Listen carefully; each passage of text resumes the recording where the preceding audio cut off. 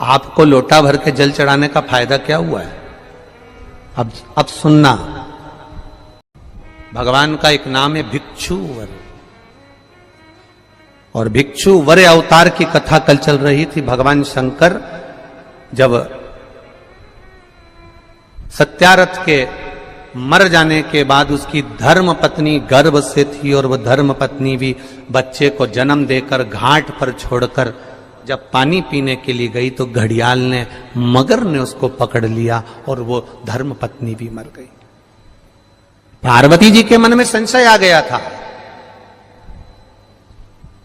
पार्वती जी के मन में संशय प्रकट हो गया था कि ये शंकर भगवान की उपासना करता है, ये शिव का भजन करता है। राजा सत्यारथ शंकर भगवान को जल चढ़ाता है, राजा सत्यारथ भगवान शंकर की आराधना करता है, शिव की आराधना करता है। उसके बाद भी इसके प्राण छूट गए। इसकी धर्म पत्नी वो भी भगवत भजन में डूबी रहती है, उसके प्राण छूट गए। इसकी राज सत्ता चली गई, उसका वैभव चले गया, उसका बच्चा नदी के घाट पर पड़ा हुआ है। शिव जी के सामने प्रश्न का अंबार था, भगवान शंकर के सामने ढेर प्रश्न थे। शिव का जो भक्त होता है वो विश्वास पर जीता है, भरोसे पर, दृढ़ता पर जीता है। दुनिया कुछ भी कहे, वो अपनी भरोसा, अपनी दृढ़ता शंकर के चरणों में रखता है।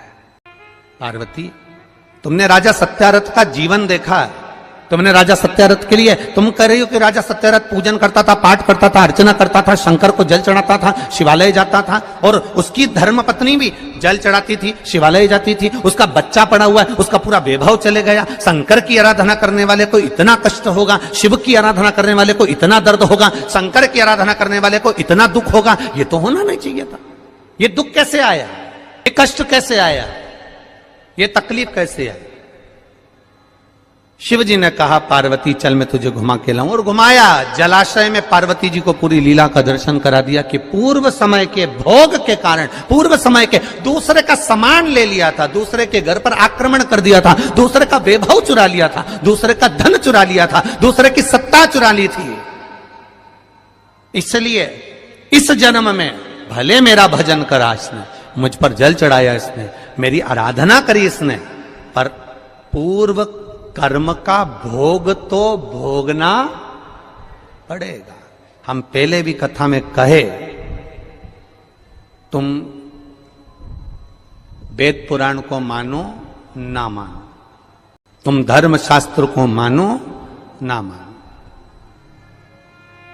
तुम अपने बड़ों को मानो ना मानो, तुम अपने गुरु को मानो ना मानो, पर इतना जरूर मानकर चलना कि कर्म का भोग तो परमात्मा को भी भोगना पड़ा, तो अपन तो मनुष्य हैं, भोगना पड़ता ही है, पड़ेगा। कोई तुमसे कह दे मेरे पास आकर बैठिया मैं दुख नहीं आने दूंगा, कोई तुमसे आकर कह दे कि मेरे पास आकर बैठिया मैं ऐसा काम कर दूंगा कि तुम्हारे जीवन में दुख नहीं आएगा, तकलीफ नहीं आएगी, कष्ट नहीं आएगा, तो समझ लेना कि ये बेवकूफ बना रहा। दुख आएगा, कष्ट आएगा, रोग आएगा, बीमारी आएगी, तकलीफ आएगी, क्योंकि पूर्व के कष्ट का, पूर्व के कर्मों का भोग हमको भोगना है। पूर्व के कर्मों का भोग हमको भोगना है। वो कौन भोगेगा? तुम्हारी कमाई के हिस्सेदार होते हैं तुम्हारी पत्नी, तुम्हारे घर के माता पिता, तुम्हारे भाई बंधु और तुम्हारे बच्चे तुम्हारी कमाई के हिस्सेदार होंगे। पर एक बात अपनी जिंदगी में उतार कर रखना, तुम्हारे कर्म के हिस्सेदार नहीं होंगे कि तूने कमाया कैसा था।